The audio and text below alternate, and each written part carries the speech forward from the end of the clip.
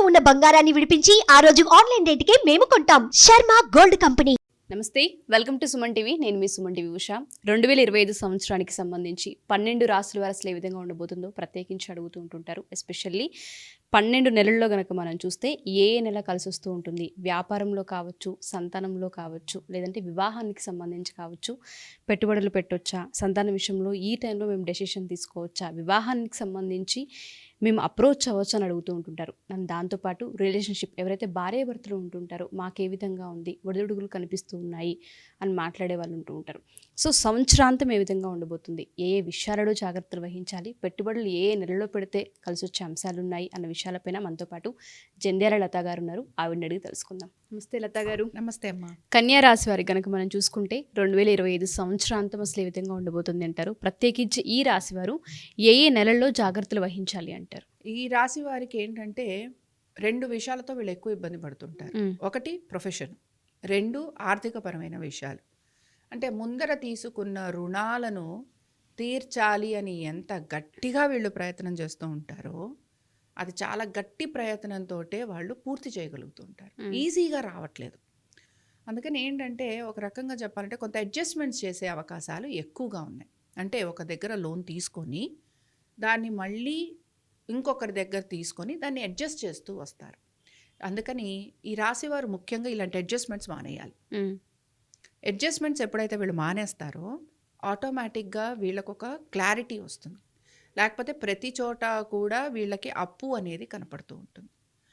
అందుకని కన్యారాశి వారు ఈ సంవత్సరం ప్రతి చోట అప్పు చేయడం మానేయాలి. అప్పు తీరట్లేదు అన్న ఇది మాత్రం ఉంటుంది, అప్పు కూడా తీరుస్తారు. కానీ ఈ అప్పు తీర్చే సమయం ఏమిటి అని అంటే ఆల్మోస్ట్ వీళ్ళకి అక్టోబర్ నవంబర్ రావాలి. వస్తే తప్ప ఎంతో అప్పు తీర్చే అవకాశం వీళ్ళకి రాదు. ఆర్థికంగా అనుకూలత ఉంటుందా అంటే అప్పులు చేసామంటే ఆర్థికంగా అనుకూలత ఉంది, కానీ మేము సంపాదించుకుంటామా అంటే సంపాదించుకునే యోగం కూడా ఈ రాశి వారిలో కనపడుతోంది. ఉద్యోగాలు మారాలి అనే ప్రయత్నం చేస్తున్న వారికంటే కూడా ఉన్న ఉద్యోగంలో మేము కంఫర్టబుల్గా ముందుకు వెళ్ళిపోతాము అనే ఆలోచన ఎక్కువగా చేస్తూ ఉంటారు.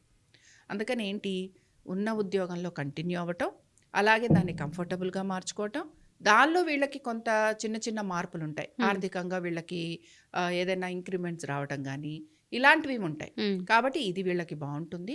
కొత్త ప్రాజెక్ట్స్ తీసుకుంటున్న వాళ్ళు ఎవరైతే ఉంటారో, ముఖ్యంగా వ్యాపారస్తులు ఎవరైతే ఉంటారో, బిజినెస్ మెన్ ఎవరైతే ఉంటారో వారికి అద్భుతంగా కలిసి రాబోతుంది. బిజినెస్ చేసే వాళ్ళకి చాలా కలిసి వస్తుంది అన్నమాట. ఓకే, సో బిజినెస్ చేసేవారికి బాగుంది. పార్ట్నర్షిప్స్లో ఉంటున్న వారికి కూడా ఈ సంవత్సరం అంతా బాగుంటుంది. బిజినెస్లో పార్ట్నర్షిప్స్లో ఉన్న వాళ్ళకి, భార్యాభర్తలకు కూడా అక్కడ గ్రహాల మార్పు కూడా ఉంటుంది కనుక చాలా వరకు ఒక అండర్స్టాండింగ్లో ముందుకు వెళ్ళిపోతారు. ఏమైనా మిస్అండర్స్టాండింగ్స్ కనుక కలిగి ఉంటే ఈ కన్యారాశి వారికి అక్కడ వాళ్ళు ఒక అండర్స్టాండింగ్కి వచ్చేందుకు ప్రయత్నం చేస్తుంటారు. ఎవరి గురించి అండర్స్టాండింగ్కి రావాలనుకుంటారు? వారి యొక్క సంతానం గురించి అండర్స్టాండింగ్కి రావాలనుకుంటారు. ఇప్పుడు భార్యాభర్తల మధ్యన ఏమైనా మనస్పర్ధలు వచ్చాయి, వాళ్ళు తలా దిక్కున ఉన్నారనుకుందాం. ఈ సంవత్సరంలో పిల్లల గురించి వాళ్ళు ఒక డెసిషన్ తీసుకొని కాంప్రమైజ్ అయ్యి కలిసేందుకు ప్రయత్నం చేస్తారు. కాబట్టి ఇది కూడా ఒక రకంగా మనం మంచిగానే పాజిటివ్గానే చూడాలి.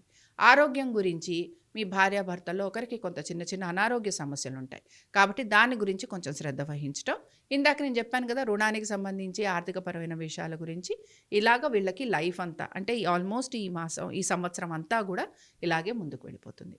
ఓకే, సో ఓవరాల్గా కన్యారాశి వారికి అయితే చాలా వరకు బాగుందని మనం చెప్పుకోవచ్చు. బాగుంది అని అంటే ఈ ఆర్థికపరమైన విషయాలలో తీసుకుంటున్న డెసిషన్స్ చాలా జాగ్రత్తగా తీసుకోవాలి. ఎందుకంటే రుణాలు తీర్చే క్రమంలో మనం అధికమైన రుణాలు తీసుకునే అవకాశం ఉంది కనుక, అంటే ఒక రుణం తీర్చడం కోసం ఇంకొక చోటికి వెళ్ళి మళ్ళీ ఇంకొక లోన్ తీసుకుంటాం.